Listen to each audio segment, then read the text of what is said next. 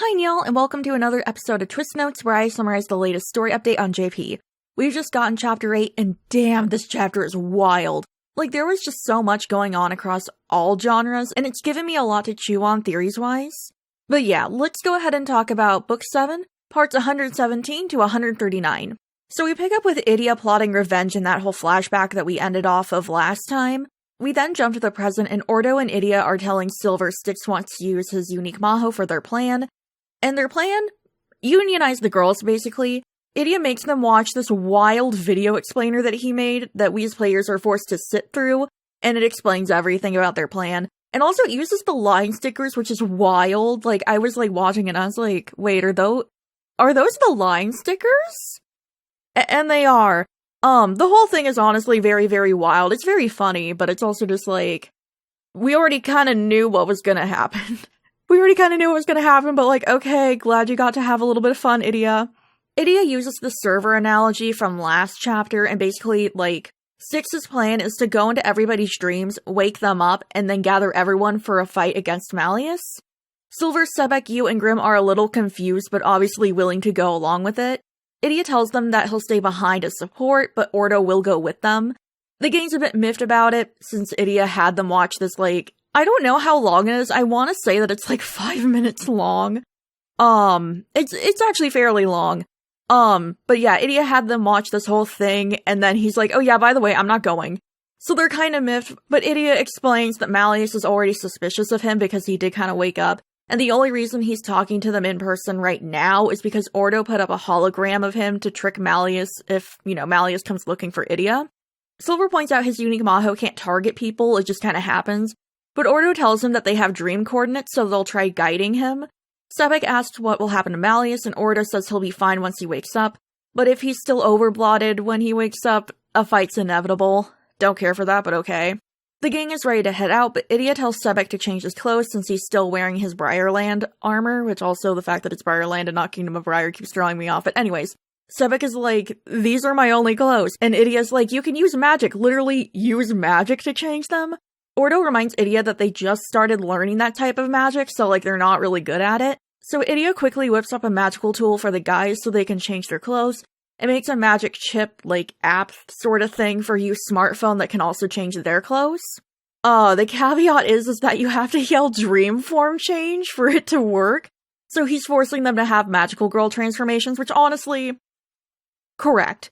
Sebek is not pleased about this at all, but it's like, he doesn't have any other choice.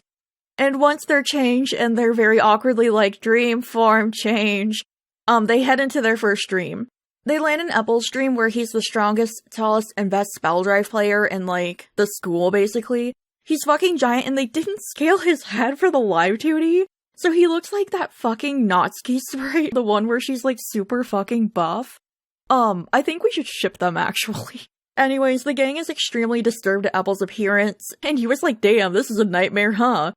Sebek points out how awful he looks, and Ordo is like, well, in dreams it's easier to accept odd things. So they go to chat with Eppel, and Sebek and Eppel almost get into an altercation.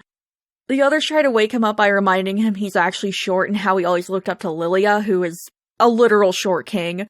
But Eppel is refusing to listen, so Ordo's like, hey Eppel, I want to get taller too. What did you eat to get this big? And basically starts asking a whole bunch of, like, dream lore questions. Ordo asks when Eppel got taller than Vil, and that's when Eppel starts waking up because he realizes he can't remember when. The darkness shows up, which Idia explains is basically, like, a sentient-ish extension of Malleus to keep people in their dreams. I mean, it's basically, like, magic goo that responds to people's wishes and helps, like, play stuff out in their dreams and will get hostile if people start to wake up. And it's not like Malleus is directly able to see stuff through the darkness, hence why I'm calling it sentient-ish. Anyway, the goo forms Rook and Vil, who explain when Eppel got taller and they gush about him, how he's like the best spell drive player, how Leona raves about his talent, and how he's the strongest tackler on the team. Which I'm like, oh honey, just go for the shins, it's fine. Anyways, so they try to get him to go off to club activities and leave the gang behind. Grim is like, are you for real? Don't you remember VDC and wanting to use your charm to beat Nej? I low-key thought that was cool of you. And then Eppel starts waking up and remembers everything that's happened. He goes back to his normal size, thank fucking god. Buff Eppel was honestly extremely uncomfortable to look at. Apple's awake and he's pissed the shadows are impersonating Vil and Rook, and they all fight. He uses his Maho to capture the shadow versions and sends them away. Sebek asks Apple about his unique Maho, and Apple's like, oh, I'm still mastering it. I only have a 70 to 80% success rate, and Sebek is immediately jealous. Ordo fills Apple in on what they're doing and shows them the video Idia made, and no, we don't have to watch it again, thank God. Apple is kind of in disbelief, but he can't not believe them. Ordo talks a little about timing wake-ups and how you need to find cracks in the story and work off of those. They invite Apple to come with them and invite him to the final fight with Malleus. They literally give him, a little, letter that's like, hey, bestie, come join us. Apple agrees, obviously. Before they leave, Ordo and the engineers of Styx create some dummy data, their words, not mine, to project so that if Malleus comes around, he won't suspect Apple's left his dream. Sebek asks Silver if he's alright using his unique Maho again, and Silver tells him it doesn't require too much magic, so he's okay. The gang heads off, and this time they land in Rook's dream. They land in Savannah Claus, so most everyone's a little confused. Rook, clad in his old dorm uniform and serving country boy, I love you, approach. I've been thinking about that Vine this entire time. Anyways. So Rook, approaches them and asks what they need. He's very friendly, and in his dream, he never transferred to Pumfiore and is still a third year. He's just been in Savannah Claw this whole time. He knows Apple since he's in the Spell Drive Club with Leona, and is like, oh, you must be here to talk about club stuff with Leona. Grimm asks Rook what happened, why he's wearing that uniform, as if he didn't hear it during Chapter 6, and points out that Vil would be furious with how unkempt Rook looks. His hair's really messy, he's got leaves all over him, I wasn't joking, it's literally country boy, I love you, Rook is like, the world-famous actor Vil Shenhai? What? And reveals that in his, dream world, Vil is focusing on acting and he never went to NRC. In fact, he goes to RSA and his best friend in the entire world is Nej. Everyone is disturbed. I mean, they're not actually, disturbed. They're all surprised, though. Rook starts info-dumping about Nej and Vil and gushing about them, and it's very clear he's a mega fan of both of them. He also says he's extremely happy for them being able to go to school together. Sebek tells him to shut up and is very clearly irritated with the whole thing. Rook apologizes and says he doesn't have anyone in his dorm to talk about Vil and Nej to and couldn't help but gush, which honestly felt really sad. Ordo encourages Rook to keep talking and is like, wait, I want to know more though, ignore Sebek. And he's basically trying to find cracks in the story. Rook continues talking but realizes he should just bring them, the magazine that he's talking about. He's talking about an interview and basically reciting it, and he was like, wait a minute, I should just go get the magazine. And so he runs off. The gang follows him and finds him talking to himself in his room. The door's closed and they keep hearing banging. They ask if he's good and he pleads with them not to come in. Sebek and Silver innocently think it might be the darkness attacking him and they barge in. There's no darkness. Rook's room is just split in half basically with Nej goods on one side and Vil goods on the other. Rook is extremely embarrassed before being like, you can't leave, all menacingly, but then smiles and say they just have to watch some musicals with Nej and Vil in them. The gang agrees and Rook keeps them there for 5 hours. We cut to the end of those 5 hours. Rook is crying over a very touching curtain call between Vil and Nej. Silver fell asleep. King. Sebek is annoyed how long they've been there, but he actually did enjoy the musical. He's like, oh god, I don't remember exactly what he says, but he's like, oh, those musicals were very enjoyable, but god, we've been here forever. Honestly, everyone's just a little tired. They tell Rook that they're heading out for the night and he tells them to come back anytime they want and they'll watch some more Nej and Vil stuff. Before they leave, Apple tries to jog Rook's memory by being like, don't you remember VDC? And Rook is like, oh yeah, I do! Vil and Nej performed Minna de Yahoo, it was so good! We should definitely watch that next time, and bids them a good night. Outside the dorm, Idia is mortified that that's what he looks like to people. Honestly, extremely funny. Sebek is confused why Rook is in Savannah Claw, and Apple tells him that Rook had been in Savannah Claw but transferred to Pumfiore. Everyone is feeling a little bit down, wondering why Vil isn't in Rook's life in this stream. They basically come to the conclusion that there's multiple reasons why. There's the reason that Rook wants Vil to be happy and not have overblooded. He wants Nej and Vil to be best friends instead of having a one-sided bitter rivalry. It'd be nice if friends on screen were friends off screen too, stuff like that. Apple is really upset with all of this, and Silver tries to cheer him up by saying Rook didn't want to lose all his precious memories with a Vil and Apple. They wonder how to wake up Rook, and Apple gets an idea. They as a team will perform absolutely beautiful for Rook and get him to remember what actually happened at VDC. Sebek is worried about dancing and singing, but Idia tells them they can just use the concert audio basically, so they're not going to be singing. Sebek says the dance looked hard, which baby, no. No, I learned large chunks of that dance by just watching it. I've not even done it, but I know a lot of it. Although fair on the shuffling being hard, I do have issues with shuffling. Idia starts getting excited and he's like, oh my god, I'm an idol producer like in the viddy games. I'm gonna be Shroud P. Which first off, how dare you? That P is earned, Idia, and you have not earned it. But anyways, the group rehearses, and Idia is Delulu. The next day, Yu invites Rook to the Coliseum. They tell him they have something they want to show him, and he gets extremely excited and asks if they're gonna show him something they deeply love and care about, which, honestly, Rook through this whole thing has been just such a cutie patootie and so sweet, and it makes me so weak. I love Rook so much. He has just been so wonderful. An utter delight.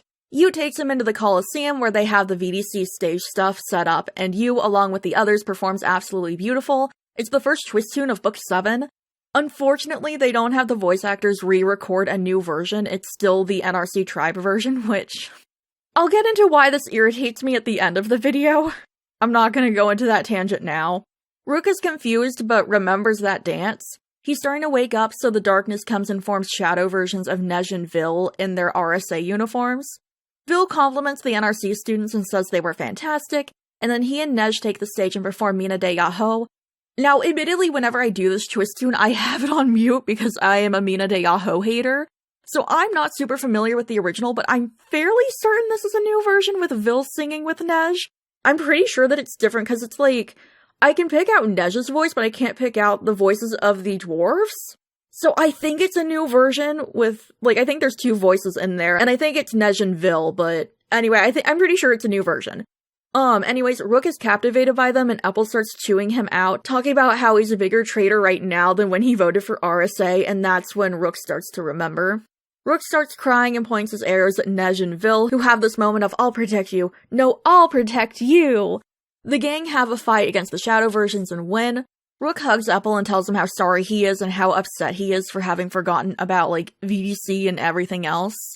Sebek is groaning and mad that he had to dance, and Idia tells him he recorded it, to which Sebek angrily tells him to delete it. Rook's surprised Idia's there, and Idia fills him in, showing him that video.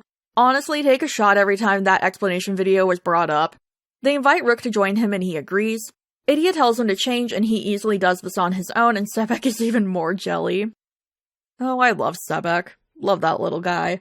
They head to the next stream, Vil's stream. They're in Queen's Film Studio, which is a location of the last event where we went to Ferris City, which is Twisted Los Angeles.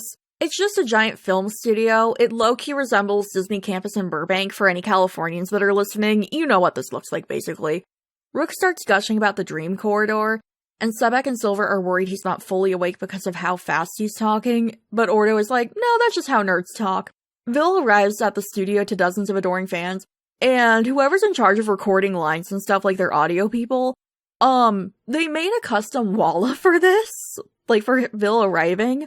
Like, walla is kind of hard to explain, but it's basically like background voices in a scene where it's not, like there's not necessarily lines, you just kind of improvise. So like, screaming and yelling like, run for your life, in the background of a scene where a monster attacks a city, that's walla. So they recorded a special one, even though all the other walla sound effects of the game are probably not custom. Anyways, Vil has adoring fans and interacts with them and is super kind. Everyone is confused and like, how is this different from real life? But oh no! There's a lot of differences. Grim runs after Vil, leaving the others to scramble after him. They find Vil screaming at his assistant Nej, which is, I laughed at that honestly, for leaving a parasol in the car and not cleaning his dressing room before he got there. He demands Nej clean it and he hurries off to do that, running into Rook. Vil is furious other people overheard him being pretty awful to Nej. Grim is like, don't you remember us? And Vil is like, oh great, a bunch of Delulus. He then accuses them of being paparazzi dressed as students and says he'll have to, like, call his manager to pull strings to get stuff not published. He blames Nej for everything. He's like, Nej, this is your fault. And I'm like, okay, girl. And he has Nej drag the students out of the studio. He also threatens them that if they attempt to publish things, like, online, he's gonna poison them. The gang is like, girl, we weren't gonna do that, but okay. Nej calls Grim a cat as he's dragging them out, and Grim is big mad. They ask Nej why he doesn't stand up for himself against Vil. And Nej is like, oh no, but he's right though. And then he starts getting menacing. Apple tells you to get away from Nej because he's acting strange, and Nej is like, strange? We were having such a great dream before you showed up. So it turns out that the house wardens have special shadow companions that act as bodyguards, basically to stop any interlopers from waking them up. Kind of like how Shadow Ordo was keeping Idia asleep and that sort of thing. That's basically what that is. They all fight, they do beat Nej, but security shows up and chases them off. They retreat to a local mall, the Crystal Galleria. They eat while Ordo goes to a bookstore to do some research. He comes back and reports that Vil in his dream is an unparalleled actor and nominated for the Diamond Movie Award, which is the most prestigious movie award in Twisted Wonderland. Ordo also talks about the Shadow Companion thing, and Apple is like, but why Nej though? Why would he want Nej around? Also, I will say, he's literally like, why would he want Nej around? And, the background music is so, kind of menacing and mysterious. I'm like, this is so unserious. I just thought that was so funny. It's, all serious, and Apple's just like, why would anyone want Nej around, though? I thought it was funny. So they're like, okay, why is Nej there, though? And Grimm is like, maybe he just wants to bully Nej? Rook talks about how Nej is the youngest person to have won the Diamond Movie Award in real life, and he did so at 14. Which, damn, okay. If Vil's rival is now just his assistant, he has no one to motivate himself to become better than, and Rook cries because he sees it as, Vil losing that trait of the evil queen trying to better yourself.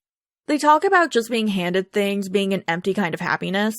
Silver wonders if Malleus, as someone like that, has never had true happiness then. They talk about this, saying Malleus isn't too different from them since he also has emotional ups and downs. They then go to wake up Vil at the award show. Rook takes over the presenter role and announces Vil as the winner, but then he talks about the movies Vil has actually been in and how he always played the villain or the rival against Nej. Vil is like, who is this guy? This isn't right at all. Rook goes on talking about Vil enrolling in an RC, and Vil is like, I don't know that school, it's so remote, why would I go there? And then realizes he does know about it and he starts waking up. Nej starts calling for security, and while everyone's fighting, Vil starts getting swept away by the darkness. Nej is like, oh look, shiny trophy! No sadness, only happy.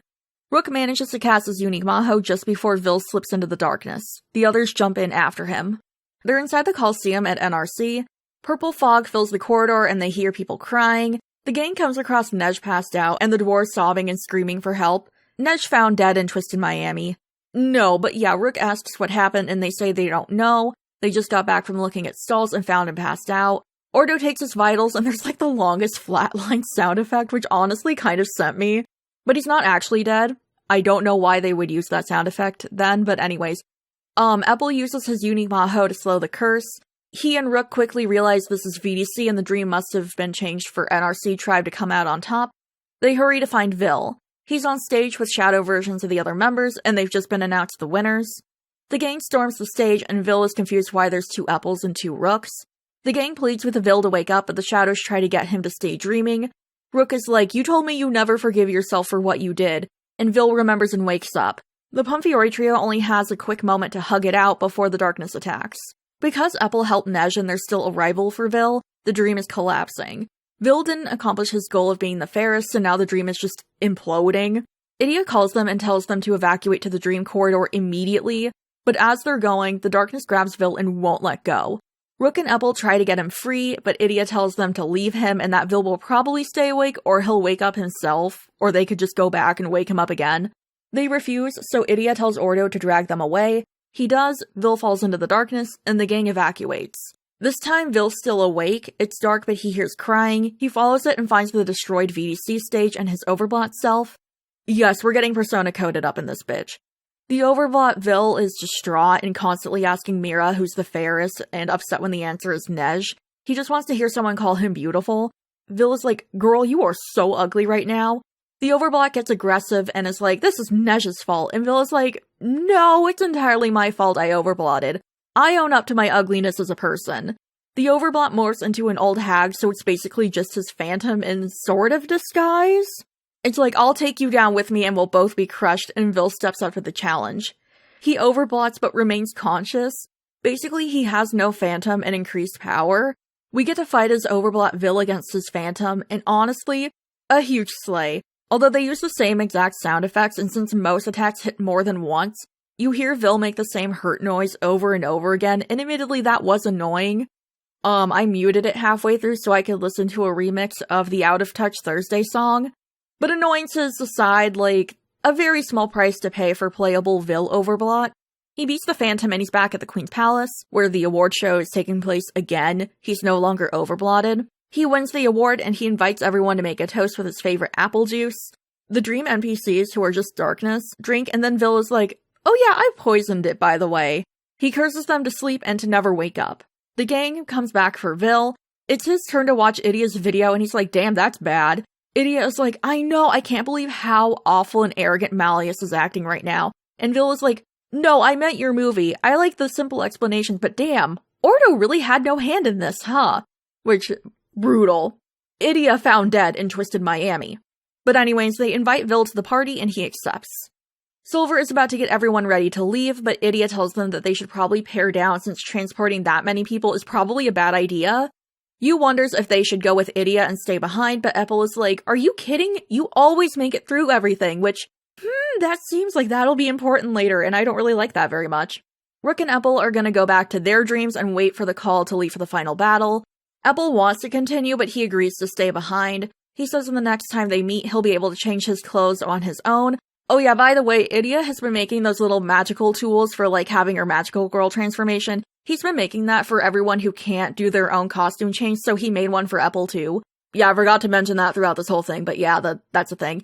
So Epple says the next time they meet, he'll be able to change his clothes on his own. Silver is like, "Sebek, you better not fall behind." And Sebek is like, "No, I'll be the best at changing my clothes." Ordo and the Styx engineers make dummy data for Vil, and Vil gushes about the outfit because of course he does, and honestly it is a good outfit, like, fair. But the gang minus Epple get together and they head off to the next stream, and that's where the update ends. So yeah, this was a really good update. I really enjoyed the story, but I also really love Pumfiore, so I'm a little biased. I loved playing as Overblot Vil, and I hope this means we'll get Overblot cards in the future. And also, this just gives me ammo for a theory that I'll hopefully drop in July, since June is going to be busy with my Love Life Mega Timeline and my Pride Month video essay for Twist. I will say my only serious complaint is that I'm sad we didn't get an absolutely beautiful cover with Silver, Sebek, Epple, Ordo, Grimm, and Yu, although I know that part would have been impossible. I don't know, it's just like, you guys did 3 new live 2Ds, assumedly had Vil's voice actor record part of Minna de Yahoo, you made custom Walla for like 5 seconds, but you couldn't get them to sing? I know it's not the biggest thing, but it made me a little sad and honestly a little irritated. I'm like, this is where you drew the line of making new stuff? Like, what? Other than that, I think this is my favorite part of Book 7 so far. I absolutely loved this, and I'm excited for EN-only players to get it. But yeah, that's pretty much it for me. I hope you guys enjoyed my little summary, and I hope to see you next time when we have a story update in JP. Make sure to subscribe if you want to get notified the next time I post a story summary, or whenever I post theory videos, or meta-analysis, or just anything I post. I don't know what your tastes are. But anyways, I'll see you guys later. Thank you everyone for watching, and a very special thank you to my channel members and Twitch subs. Your support helps me to continue to make these videos. If you'd like early access to my videos, consider becoming a channel member. Patrons and Ko-fi members can get my scripts early before I record them.